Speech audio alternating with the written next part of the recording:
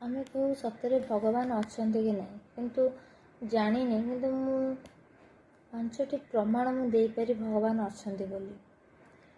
ଗଙ୍ଗା ଜଳରେ କେବେ ପୋକ ହୁଏ ନାହିଁ, କିନ୍ତୁ ଅନ୍ୟ ଜଳ ଯଦି 4 ଦିନ ସେଥିରେ ରହେ ତାହେଲେ ସେ ବୋତଲରେ ପାଣି ରଖିବା ମାତ୍ରକେ ପଚା ଦୁର୍ଗନ୍ଧ ବାହାରେ।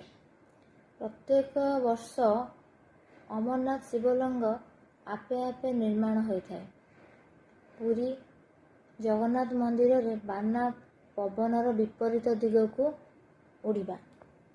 କେଦାରନାଥ ଦୁର୍ଘଟଣାରେ ସବୁକିଛି ନଷ୍ଟ ହୋଇଗଲା, ହେଲେ ମନ୍ଦିର କିଛି କ୍ଷତି ହୋଇନାହିଁ।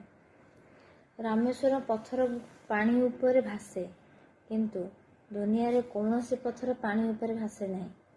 ଇଏ ହେଲା ଭଗବାନ ଥିବାର ପ୍ରମାଣ।